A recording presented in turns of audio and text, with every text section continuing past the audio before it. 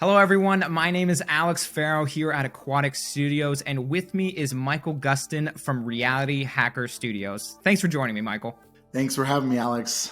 What are you currently working on? I know we've had a little bit of discussion here about Reality Hacker Studios and your game Codebreaker, but tell us more about that. Yeah, right now we're working on Codebreaker Run, and Codebreaker Run is, to my awareness, the industry's first space-focused endless runner. And not only the first space-focused endless runner, Reality Hacker at its core is a personal development company with a strong love for gaming. And so when we started conceiving the idea for Codebreaker Run, we really wanted to find a way to enrich and affirm people's lives while allowing them to quite literally have fun. And so Codebreaker Run is the first in a suite of games that we're building in an attempt to combine audio and brain entrainment with ultimate, proven game models that sell and go viral. Wow. That is awesome. Yeah, no, I always am interested in when a game has more behind it than just, having fun with it. When there's kind of a mission towards it, that is always extremely interesting to myself. But why did you choose NFTs and crypto into this game? What does that have to do with your studio and the mission behind it? We're getting ready to launch a big collection that really this game was inspired by. And in that, we're creating a suite of play-to-earn games. And so Codebreaker Run is going to be available on mobile for free-to-play here in the next 45 to 60 days. But ultimately, later this year, early next year, we're going to be integrating the play-to-earn version on PC and Mac, which will allow you to connect your wallet through MetaMask, and any owned Codebreaker NFTs that you have, you'll be able to actually play the game with and earn special boosts, special rewards, and your essentially your transactions will be higher. And so naturally, playing this game, you're going to collect coins. On the mobile version, you're going to use those coins to buy more characters, buy boosts. Nothing tangible at the moment.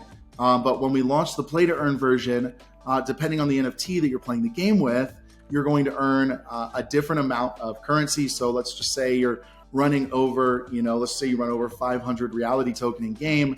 Well, that's going to actually translate 5 reality token to your actual crypto wallet when you're done playing the game. And so ultimately, what we wanted to do here is really take a stab at the leading edge of ownership-based gaming. I really believe that NFTs present an opportunity for gamers to carry a real stake in the games that they play.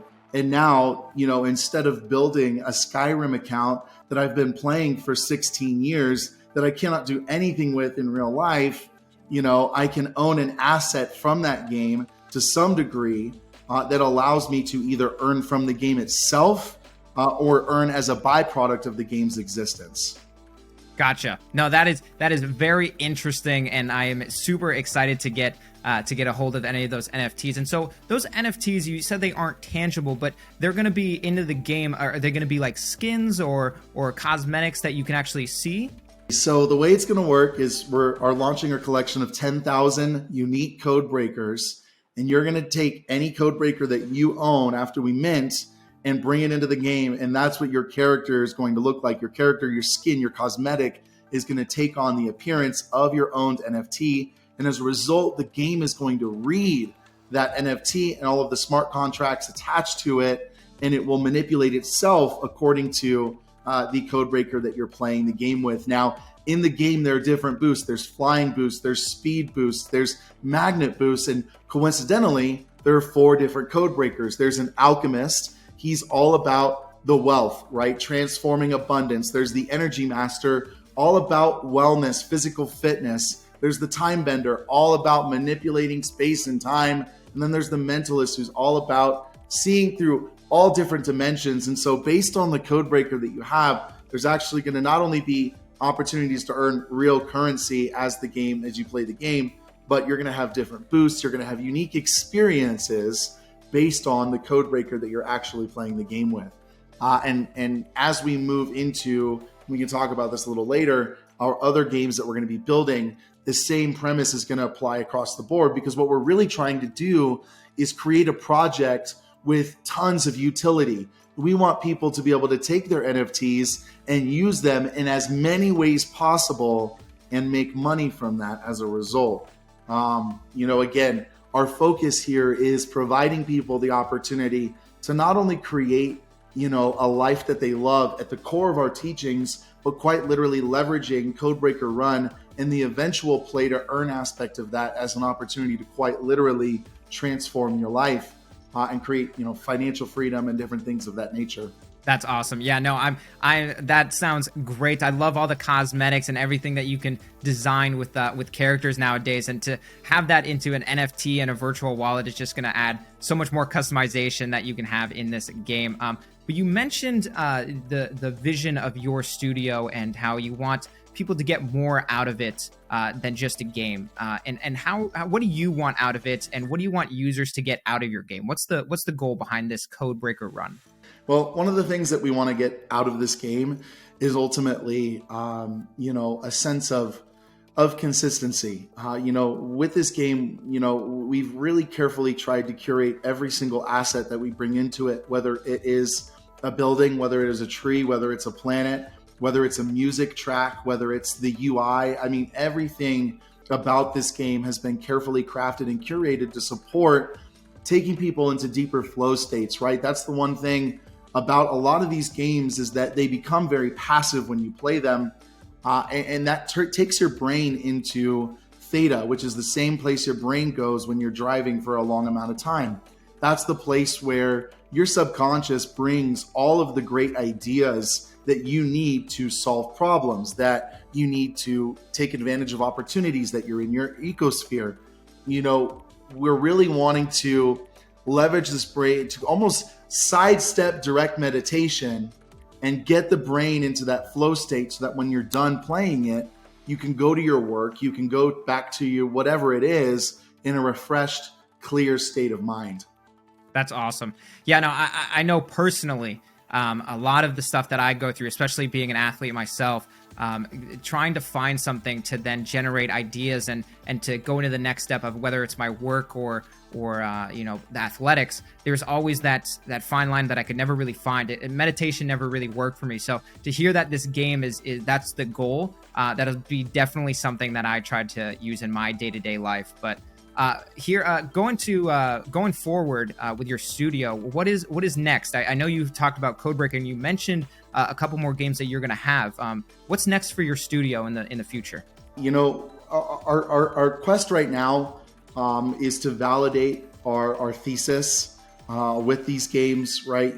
As I said, the Codebreaker Run has been designed very carefully. Even the music, we got music specially designed. And there's going to be an option for you to trigger. We've got a very deep ambient sense of music in the background. We've also got a very consistent, more drum and bass type that's just a very, very, very repetitive. And we're going to be testing both of those to see users' feedback, see what they do.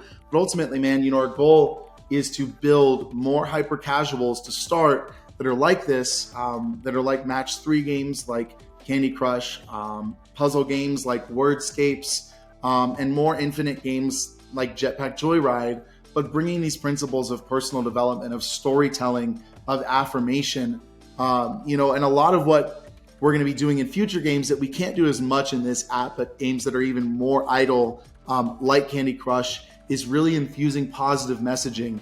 I really think that because your brain is so susceptible to programming when it's in theta, when we're watching TV, when we're playing games, that's inevitable. And everybody talks about how TV is so bad. Well, reality is TV and games, whatever you think about them, they're here. So let's try and make them in a way that actually helps people.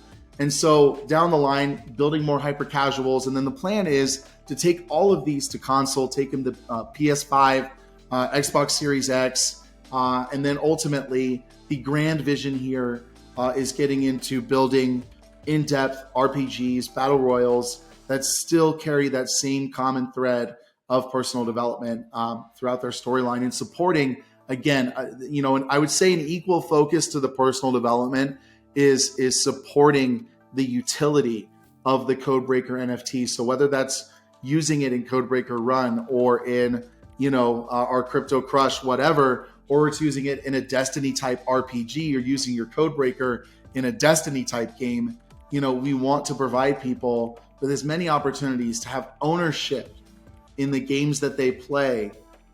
Because at the end of the day, why wouldn't you, right? Like, why wouldn't you? How much stronger of a gaming community can we build when everybody shares ownership? And that's a big focus for us. Yeah, no, definitely ownership. I can see how that would be a big focus. It would be great for a studio to have that. But looking back on the games that you mentioned, like Jetpack Joyride and Candy Crush, I remember listening to the sounds. I wasn't even interested in the game, but the sounds just clicked something in my brain that just it made me want to play it. It made me want to focus, or something that just kind of released those dopamines that just, I was like, wow, I'm happy all of a sudden. And it's insane to see a game do that. So to hear you talk about the music and all of this that is going into effect into your game, I'm very excited to see how it's going to translate, and how I can see what this game is going to bring out with all the music and everything that you're putting focus behind. Because a lot of these games, I know Candy Crush and they do as well, but it's great to see the positive message is going to come out of this game that you have. And so that is basically all. But when is Codebreaker going to be launching? Yeah, Codebreaker Run is going to be going into a private beta here in a couple of weeks. And the goal is to have it launched by March 1st of this year. Wow, that is very exciting. I can't wait to get my hands on that. And where else can people find out about your games and what is upcoming in the future? Yeah, absolutely. You can find us on Instagram at codebreaker.run.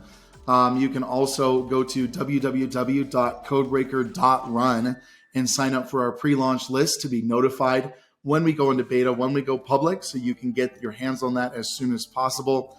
And then you can also find our Instagram at Reality Hacker Studios.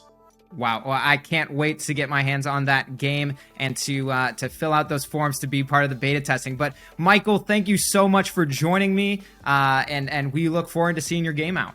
Awesome, man. Thank you so much, Alex. It was a pleasure.